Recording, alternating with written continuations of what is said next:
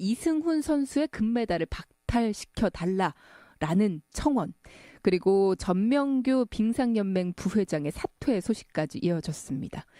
자, 왜 이런 이야기들이 나왔는지 빙상연맹을 비롯해서 중요한 스포츠 소식들 정리해봅니다. 오랜만에 함께 하시네요. 최동철 스포츠 대기자입니다. 안녕하십니까? 네, 안녕하세요. 정철입니다. 네, 잘 지내셨어요? 네, 오랜만에 또 목소리 들으니까 반가워서 일단 인사부터 네, 드리고 예. 지금 계속 뜨거운 논란이 되고 있는 게 전명규 부회장의 사퇴입니다. 일단 이 사람은 누구일까 궁금해하시는 분들 많으세요.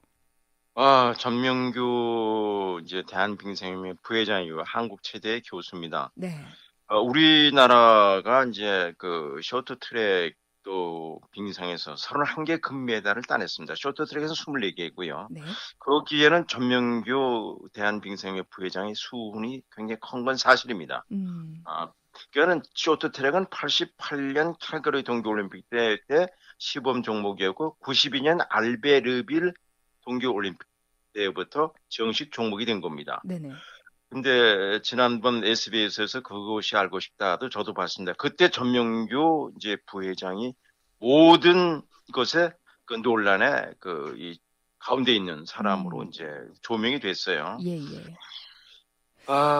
저는 47년 체육 기자입니다. 네네, 잘 알죠. 음, 결국은 부회장이 결국은 어제 그저께 사퇴를 할 수밖에 없었고요. 네네, 지금 문화체육관광부하고 대한체육회가 지난달 26일부터 원래는 오늘까지 감사를 하게 돼 있었습니다만 네네, 이달 특별감사. 말까지 특별 감사를 좀 하고 있습니다. 네, 네, 일단은 특별감사 기간도 좀 연장이 됐고요.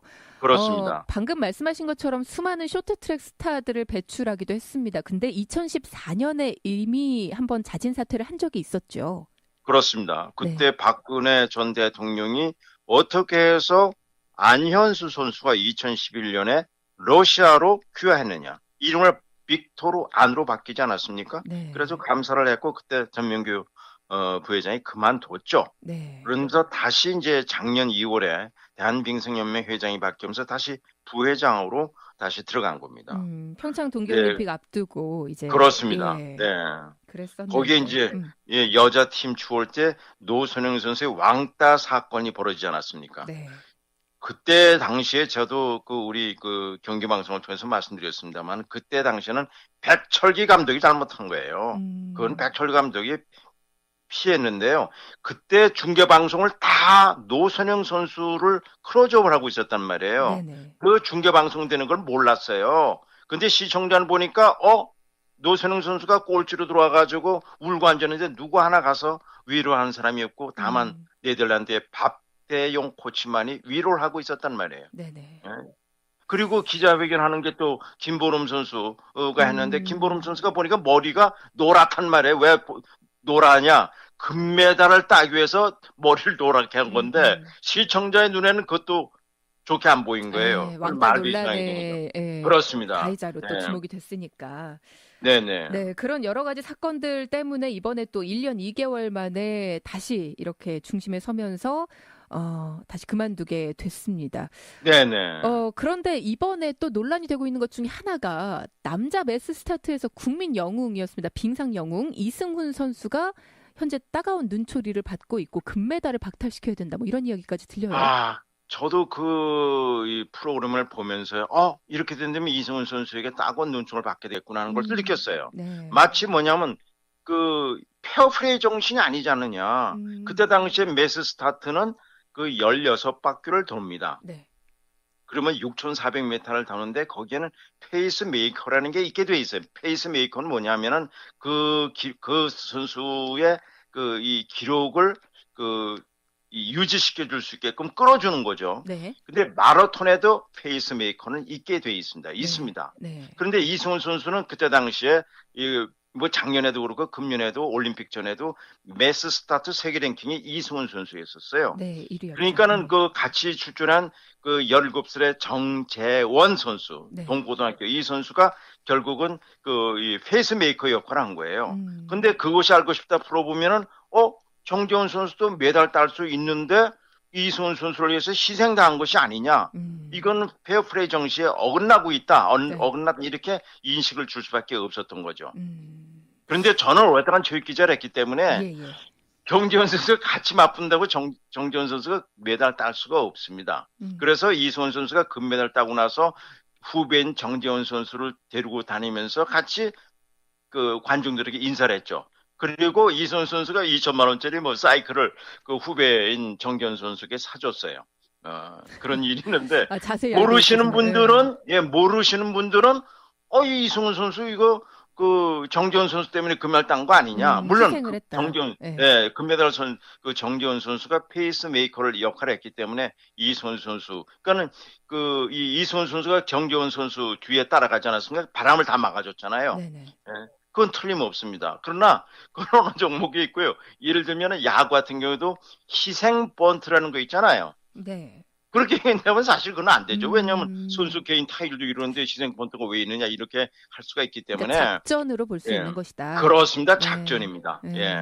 그러니까 잘하는 그걸 아셔야 되는데 그걸 모르는 사람들은 이 정지현 선수가 희생이죠. 어떻게 보면요. 그건 네. 맞습니다. 그러나 작전이죠. 예. 그러니까 지금 김보람 선수 때도 그렇고요. 지금 또 이승훈 선수 때도 그렇고 잘하는 선수를 밀어주는 걸 특혜로 규정을 해야 되느냐 말아야 되느냐 뭐 이 부분에 대한 예. 논란이 계속 뜨겁거든요. 그렇습니다. 김보름 선수입니다. 왜 네네. 김보름이냐? 정월보름에 태어났기 때문에 김보름이라는 이름을 진 겁니다. 예. 정말 많이 알고 있으시네요. 네, 예. 배 기자님. 그러면 이 부분을 특혜로 규정할 수 있느냐에 대해서는 어떻게 생각을 하시나요? 그건 특혜가 아니죠. 그건 작전이고요. 이승훈 선수는 이미 매스 스타트에 세계 랭킹 1위였었고요. 네. 그리고 이제 원래 이승훈 선수는 쇼트트랙 선수였고 2010년에 그 스피드스케이트로 바꿨죠. 대표 선수로 네네. 선발이 안 됐었죠. 이승훈 선수는 금메달을 딸 수 있는 자격을 가지고 있었던 네. 선수였습니다. 네. 예. 실력이 있었기 때문이다. 그렇습니다. 실력이 있었죠. 네. 자, 그리고 저희 정용우님 청취자분도 이런 문의를 주셨어요. 올림픽이 끝났는데 경기장 활용 방안이나 방법이 좀 있을까요? 라고 하셨는데 지난 동계올림픽 경기장 중에 상당수가 제대로 활용 방안을 찾지 못해서 지금 난감하다는 소식이 들려옵니다. 네, 맞습니다. 지금 12개 경기장이 있었는데 그 가운데 16개를 새로 졌죠. 네. 8,600억 정도가 들어가는데 그 가운데서 지금 스피드 스케이트장은 테니스 코트로 쓰게 돼 있어요. 그리고 이제 문제가 되고 있는 것이 이제 남자 아이스하키 경기장입니다. 네네.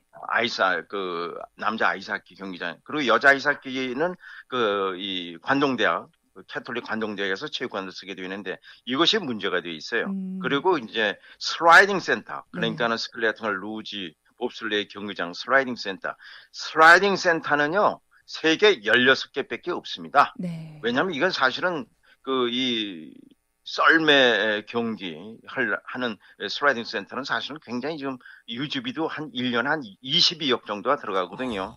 이 활용 방안. 네. 강원도라는 것은 인구가 150만 밖에 되지 않지 않습니까? 네네. 이거를 하는 거는 지금 활용 방안이 나와 있지는 않고요. 네. 이 강원도로서는 이 정부가 75%, 강원도가 25%를 대고 하자라는 건데 기획재정부에서는 그 형평의 원칙에 맞지 않는다는 것이죠. 왜냐하면 다른 2014년 인천 아시안 게임 때 인천이 아시안 게임 개최하면서 돈을 많이 쓰지 않았습니까? 네네. 그건 마찬가지로 해야 되는 거 아닌가? 내년에 광주에서 세계 수영 선수권 대회가 열립니다. 예. 그럼 그때도 정부가 책임을 져야 되는 거 아니냐? 이런 거기 때문에 지금 그것이 이 문제를 어떻게 할 것이냐 논란이 되고 있는 것만은 사실입니다. 뭐 선수단에 대한 지원도 많이 끊어졌다 뭐 이런 이야기도 들려서 우리가 시작 전하고 또 경기를 마친 후하고 너무 많이 달라지는 거 아니냐 이런 비판도 있잖아요. 그렇죠. 그 현실이죠. 왜냐하면 우리가 올림픽 앞두고서 좋은 성적 거두기 위해서 해외 전지훈련도 많이 가지만 이제 4년 후에 이제 베이징에서 동계올림픽이 열리지 않습니까? 네네. 그때와 같이 평창 동계올림픽 대회와 같이 그렇게 예산을 많이 충분히 줄 수가 없겠죠. 네. 네. 현실입니다. 그게. 시간이 많지가 않아서 지금 뭐 다른 스포츠들도 좀 짚어보려고 했었는데 네. 네. 이거는 이제 다음에 좀 기회가 될 때 짚어봐야 될 것 같습니다. 네. 네, 오늘 고맙습니다. 감사합니다. 최동철 스포츠 대기자와 함께했습니다.